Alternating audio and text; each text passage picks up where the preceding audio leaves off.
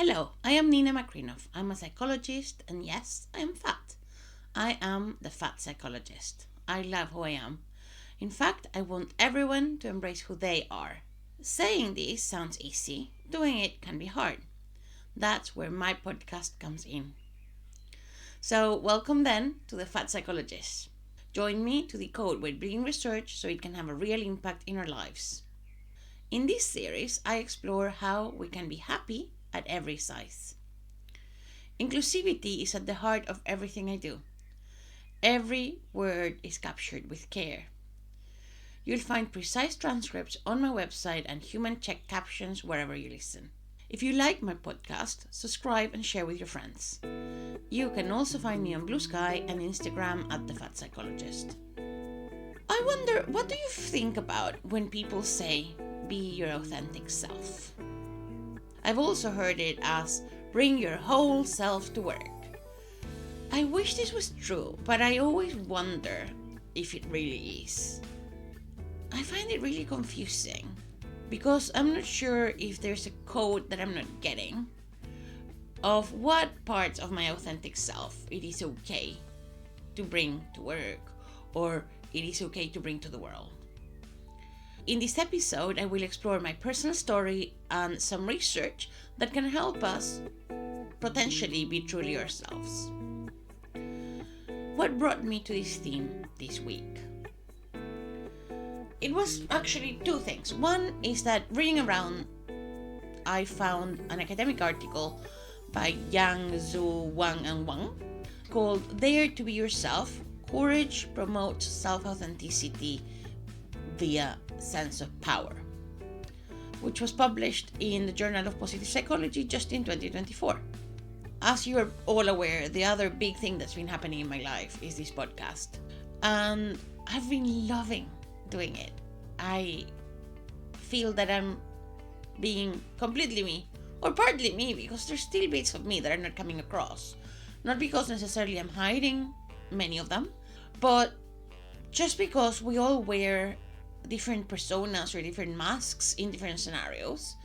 I'm a very different person in this podcast than I might be when I'm lying in the sofa at home or being super tired or being very rational. I suppose I'm very rational in the podcast too, but thinking about numbers and thinking about technology when I do my day job as an academic.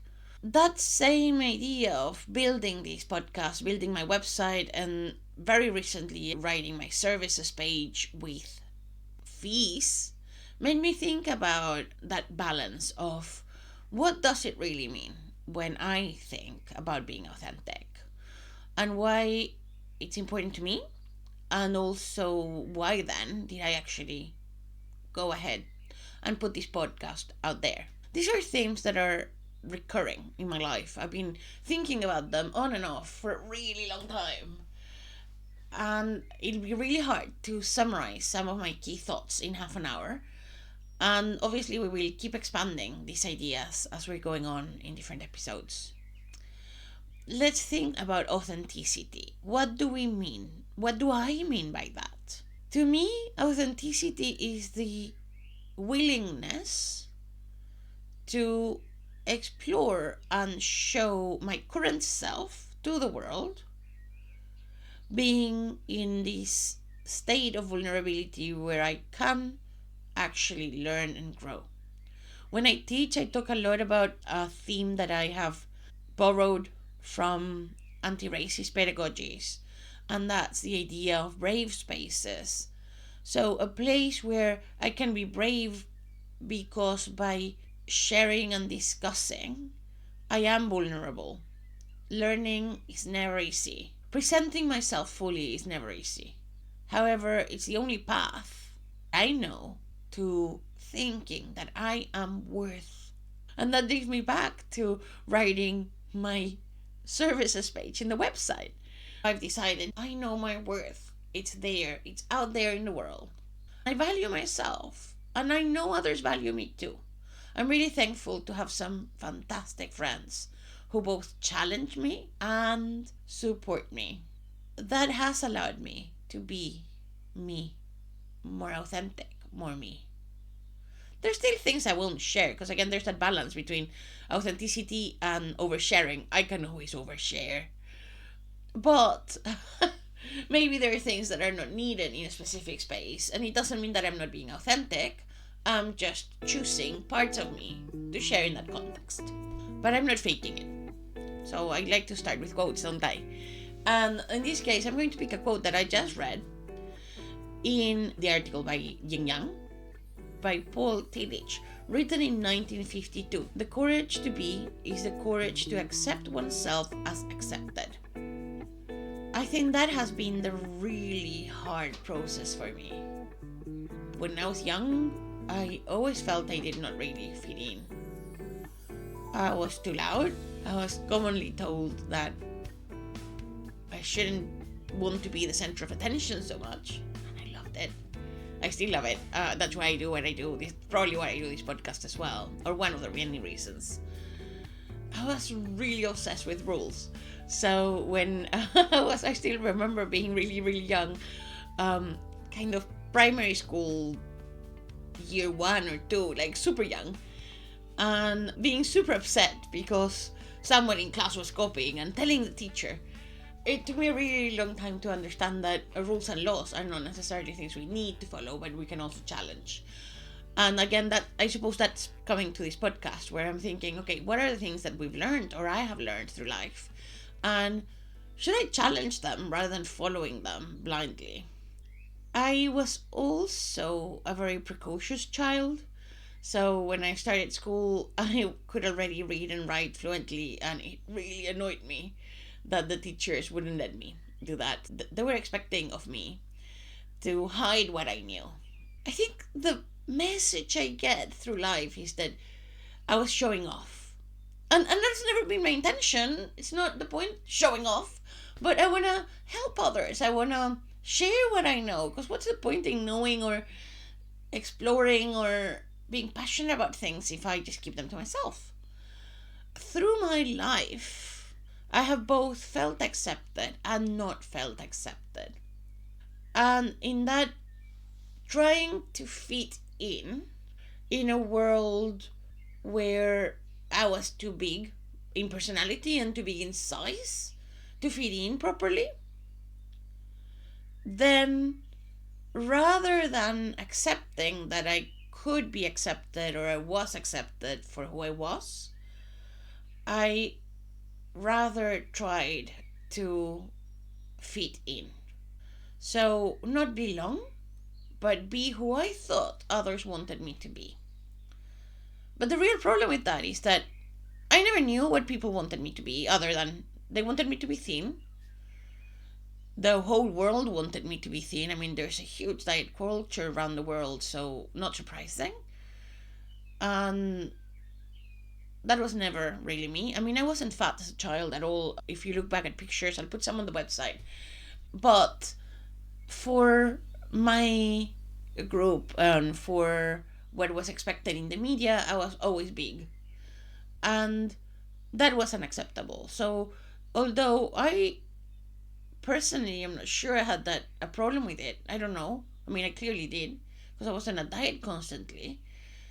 But I think it was more the fact that I wanted to be accepted than I was bothered about me and my size. And I remember even as a teen, I was very much involved in the Catholic Church in Chile. One of the themes I've grappled with throughout is this call by Jesus on love others as you love yourself. And it's never been the love others that I've had an issue with, it's the love yourself. And it was a big thing for me to think about how could I love myself as I loved others? And that's something that I still continuously think about when I'm being overcritical, when I'm judging myself too harshly.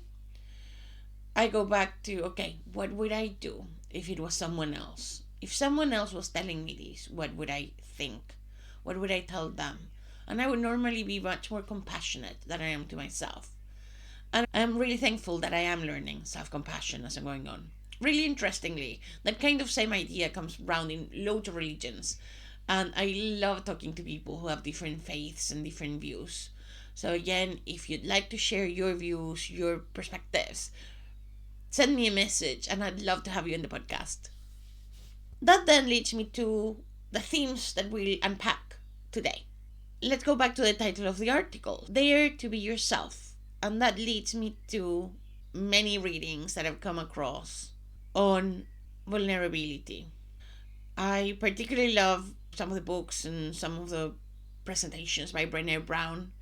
Last year, I went on a mini holiday, just one night away with a very good friend of mine. We had a 3 hour drive to get there, and we decided to play an audiobook by Brené Brown, Braving the Wilderness. Chapter 1 really, really touched me, and I was crying on my way there.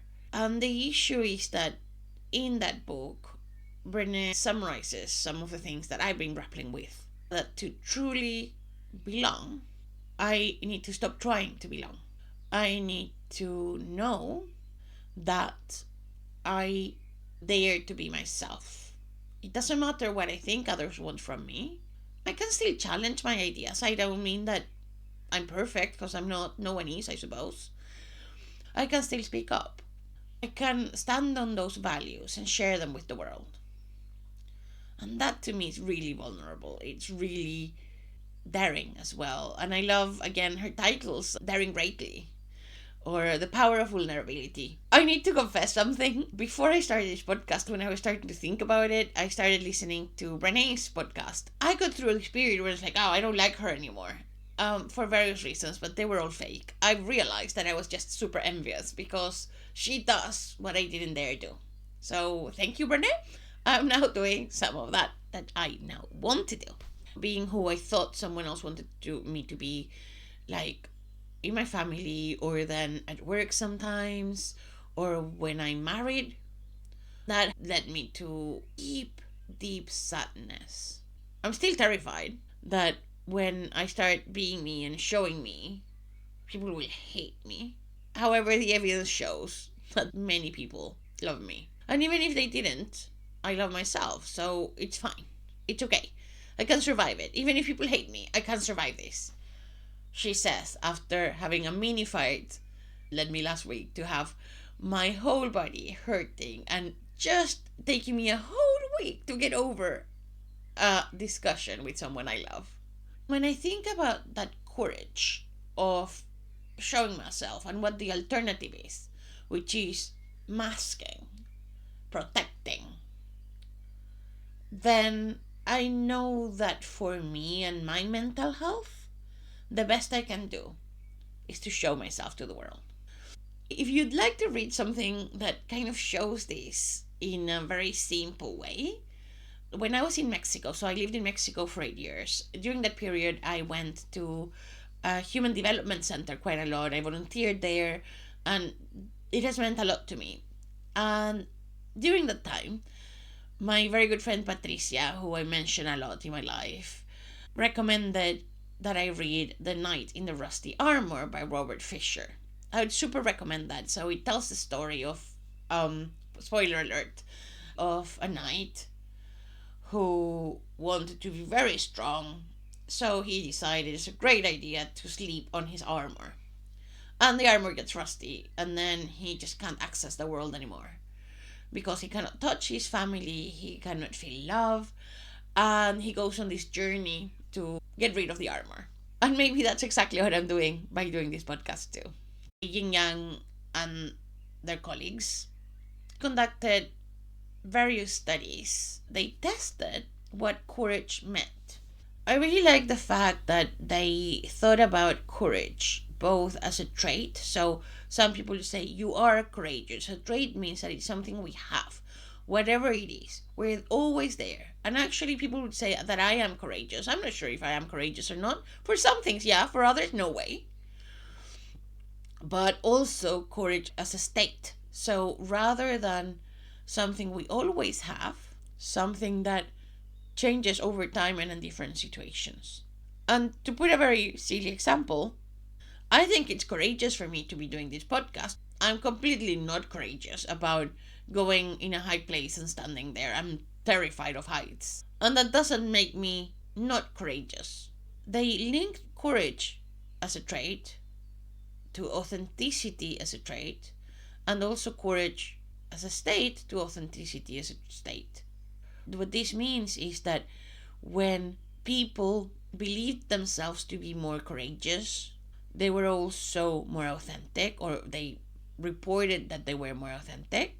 And when people thought about themselves in a specific scenario as being courageous, so I was courageous when I did this, for example, then their authenticity also changed in relation to other people who were in a different condition, thinking that they were not courageous. And this study was conducted in China, which is another reason I liked it, because I've said before that a lot of this work is generally done in the West. Top tip there, if this is the case, then we can make ourselves courageous or make ourselves authentic by picking specific thoughts. So if you're ever feeling, or if I am ever feeling, I'm saying this to myself too, that I am not feeling courageous, think back to a time when you have been. When have you stood for your values and it has worked out? Have you helped others, gone out of your way to do that and it has worked out? When have you shown courage? And I'm sure you have many times in your life, because we all have. Just think of it. It can be something small. It can be, I killed a spider, if you're scared of spiders. Or it can be something huge. I think some of the most courageous things I've done, the most daring things I've done, have also been things that I think back to, how on earth did I actually think that was a good idea? So for example, a biggie, I moved from Mexico to the UK with my 2 children, who were 6 and 8 at the time, on my own, on a 6-month contract. It was tough. It was so tough. But it was also exactly what I wanted to do. It's led me through really difficult paths to where I am now. So was it worth it? Yes, it was. Might I have been happy staying in Mexico? Maybe I could have been. I don't know. But I chose to come here. And the reason I chose to come here, if anyone's wondering, is because here I felt more accepted as a fat person than I did in Mexico, and most definitely more than I did in Chile, where fat phobia is everywhere, at least in my experience. Thinking about this idea of states and traits, I also, when I think about courage, when I think about confidence, I always think about 2 key terms in psychology, and those are self-esteem and self-efficacy. These are terms that have been around for a really, really long time, so before the 70s. Let's first think about self-esteem. So self-esteem is this evaluation we make of ourselves, of our worth as a person. So me as a human, I'm worth something. I mean, I believe strongly in my head that all humans are worth everything because we're humans. There's nothing we need to do to prove ourselves. Now, do I feel that really deep down about myself? Sometimes. Most of the time nowadays, maybe. Not always. It's really important that when we think about self-esteem, we're thinking of acceptance and self-respect. It's not about I'm the best in the world and narcissism, or feeling, oh, I am great and I am better than the rest of the world. That's not the point at all. It's this, I'm good enough. I have value because I am. That's it. If I'm ill, I have value. If I'm sad, I have value. It doesn't matter. If I'm jobless, I have value.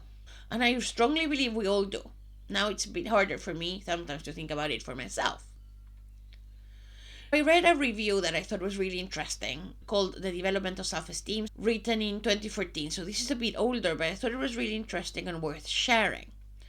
In this review, Ulrich Orth and Richard Robbins define what self-esteem is, and also talk about one study by Ulrich Orth and other colleagues in 2012 that shows that self-esteem increases from age 16, and it peaked at around 51 and then decreases until age 87. However, most of the research in self-esteem shows that it's also quite stable through life. So although it does peak and go down, that change is not huge. And I believe that there are environmental aspects that define this. Although psychologists tend to focus on the individual, and I think that's a key problem in psychology because we never, never exist in a vacuum. We're always part of bigger systems that also affect how we feel, how we accept ourselves or not. Hence, changing the world is so important to me. The next term is self-efficacy. Self-efficacy was proposed by Albert Bandura in 1977, so just before I was born. And I love the fact that Bandura was still writing about self-efficacy almost until he passed away in 2021 when he was 95. In the show notes, I've put two references that I read recently, although I've learned about Bandura when I went to uni 30 years ago. One is from 1982 and the other one from 2023. What self-efficacy means is this belief that we can achieve something. Hence, is context specific. So, for example, I believe that I can present a podcast. I don't believe that I could climb a mountain. And when we think about those beliefs, some of them might be rational, some of them might be true, but we can challenge them and change them much more easily than we can change our self-esteem. They're also not all important. So there might be things that I know I can do that are important for me in my life. There might be things I know I cannot do that might be important for me in my life, but there are others that genuinely I don't care. So, for example, the fact that I cannot climb a huge mountain, both because I don't have the physical ability and because I'm terrified of heights, it doesn't bother me at all because it's not something I want to achieve. If there's something I believe I cannot do, my marking, I hate marking, I can't do it, but I find it so hard. So my self-efficacy in terms of achieving marking in time when I'm doing my work is not that good. And that affects then what I decide to do. So in Bandura's model, we would think of self-efficacy as defining the goals we set because we tend to give ourselves goals we think we can achieve. And then also what we actually do or our behavior, because we also tend to do the things that we believe we can do. And that's really important when we're learning or when we're trialing something new or if we're wanting to be authentic and we have never been before. If I don't think I can be authentic, if I don't think I can put myself out there, will I have that as a goal or will I decide to continue hiding? And when I go out to the world and I behave in a specific way, will I behave in the way that makes sense to me, my values, my views of the world? Or will I behave as others expect me to behave? The other thing I really like about Bandura's model is that Bandura did not forget that we're part of a system. So there's also a very important aspect in the model he calls socio-structural factors. So what's happening around us that facilitates or impedes us reaching goals or showing certain behaviors. So it might be that we're told, oh no, you can't be a teacher because you're fat. I was told that in Mexico. Or you might be told, as I was also told, when I grew up, I really, really wanted to be a pilot like my dad. And back then in Chile, women were not pilots. So that sociocultural factor definitely stopped me. I wasn't challenging enough. I was people pleasing. And then some things might facilitate. So it might be that I have support to be part of a club or to do something, and that has an impact. How does that resonate with your experience? And can we then challenge that as well? Because our beliefs can change. So I've seen this, for example, often working with students in maths learning. I had one student once who I was working one-on-one at university, because they had failed a math subject 3 times and they were on the path to fail their degree. They were brilliant. However, that strong belief that they could not do this task, they could not pass their maths, was completely blinding that path. We worked together for a term and he did pass math, so it was super exciting. And I think many times I can also challenge what I believe I can achieve, because I can achieve something that I never thought I could. So if there's something that's important to us, self-efficacy is not stable. It changes over time. And we need to get that courage, be brave, to try new things, to put ourselves out in the world, to be able to change our beliefs about our self-efficacy to achieve something. So if there's something you really want to do, or you would like to try, or you would like to achieve, you probably can with practice.